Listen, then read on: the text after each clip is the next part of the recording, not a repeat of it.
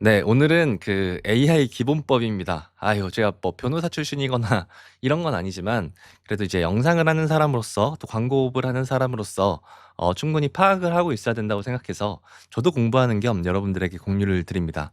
그리고 이 기본법에 대한 저의 생각도 같이 들어 있으니까 이게 영상을 좀 제작하시는 분들이라면 같이 의견을 나눌 수 있으면 좋을 것 같습니다. 인공지능 발전과 신뢰 기반 조성 등에 대한 기본법이라고 어쨌든 플레임이 돼 있고요. 결과적으로는 이게 어떻게 보면 좀 더 인공지능을 발전하기 위하고 또 인공지능에 대한 신뢰를 또 만들기 위해서 하는 법이다라는 좀 좋은 취지로 기반되었다라고 봐주시면 될 것 같고요. 그 재정이나 이런 부분들은 유럽이 먼저 했는데 시행을 좀 전면적으로 딱 한 거는 우리나라가 최초라고 해요. 그러니까 어떻게 보면 좀 선도적으로 좀 이런 부분들을 진행을 했다라고 합니다.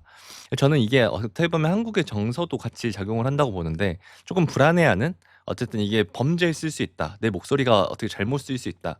내 사진이 잘못 활용될 수 있다. 이런 부분에 있어서 조금 불안감들이 어떻게 보면 많은 작용을 하지 않았나라는 생각이 들었고요. 이게 아마 그 국회에서도 엄청 압도적으로 통과했다고 알고 있어요. 그러니까 되게 대한민국의 대부분의 많은 사람들이 굉장히 공감하는 법이다라고 봐 주셔도 괜찮을 것 같습니다.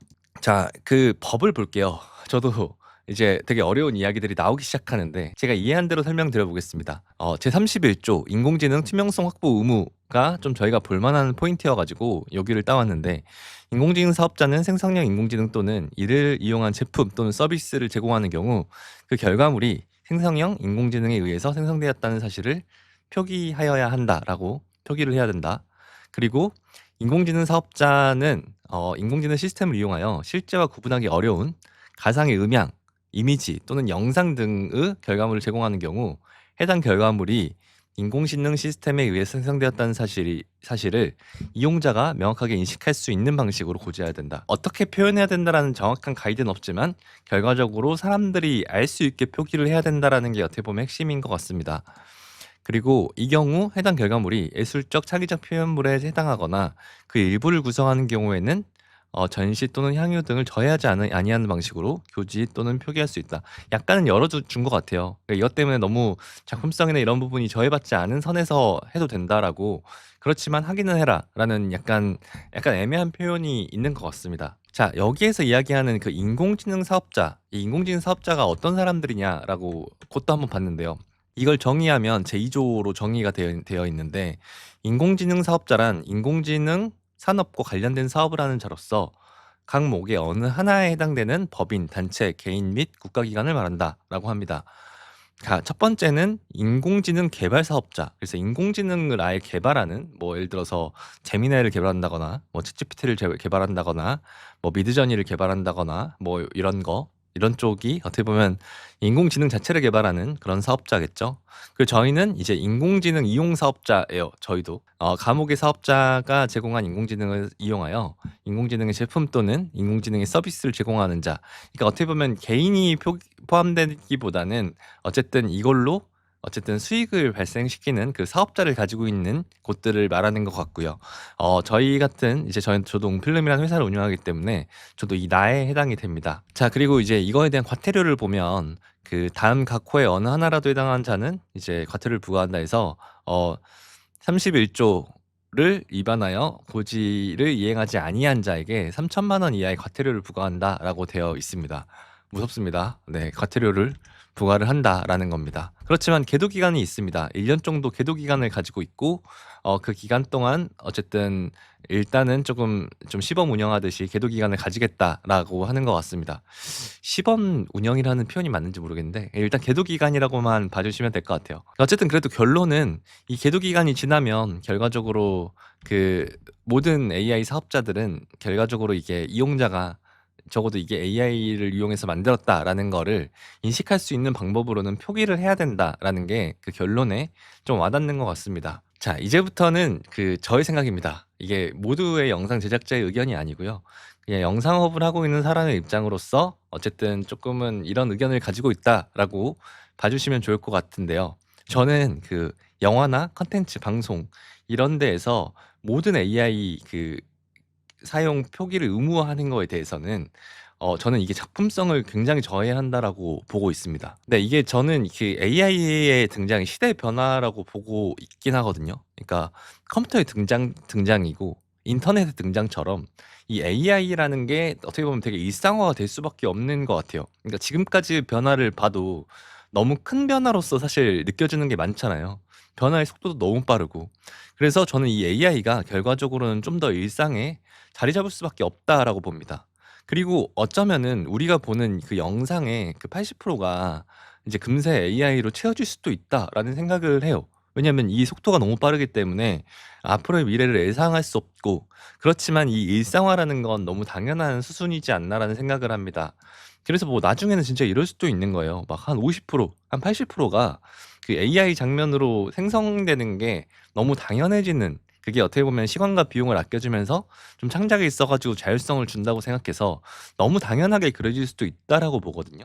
근데 여기에서 계속해서 막 AI 표기가 있고 계속 AI 마크가 있고, 이게 되게 작은 요소처럼 보이지만 굉장히 몰입감이랑 퀄리티를 저해할 수 있다라고 생각을 해요. 물론 이제 뭐 이 표기 기준에 있어 가지고 약간 아직은 조금 계도 기간이고, 결과적으로 좀 사람들의 반응을 지켜보는 기간이라고 보고 있습니다. 그래서 이거 표기를 어느 정도 해야 되는지 이런 부분들에 있어서 명확한 기준이 없어요.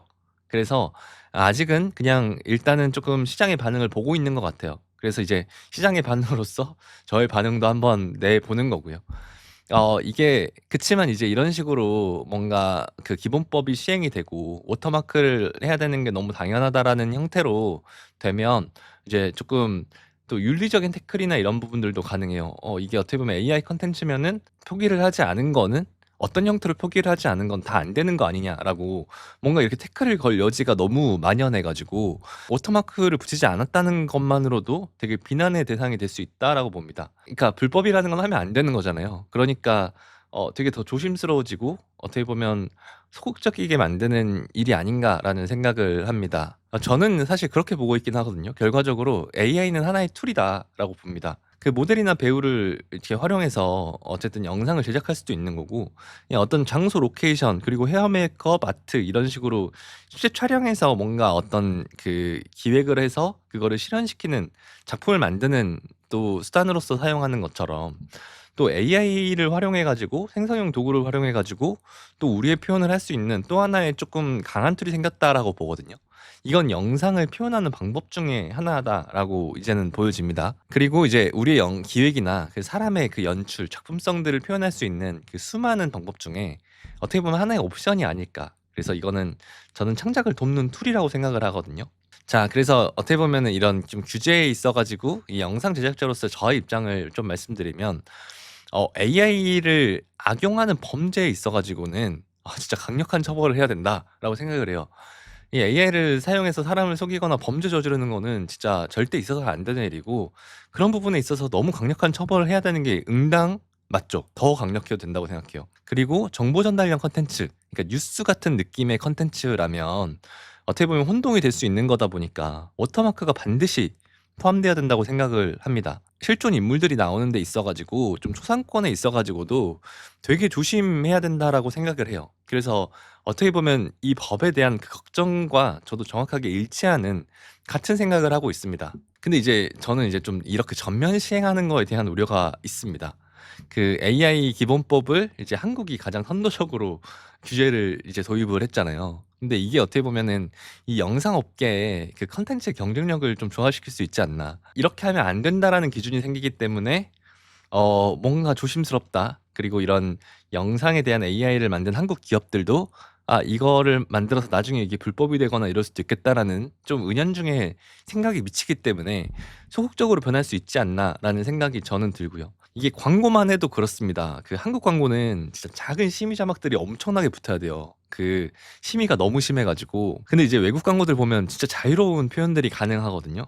근데 이제 저는 광고도 어떻게 보면 표현으로, 크리에이티브의 표현으로 사람들의 마음을 움직이는 또 하나의 그 직업이라고 생각해 가지고, 지금의 어쨌든 이런 규제나 이런 부분들에 대한 심의나 이런 부분들에 대한 아쉬움도 있지만, 어떻게 보면 이렇게 AI 쪽까지도 선도적으로 굳이 도입을 했어야 됐나.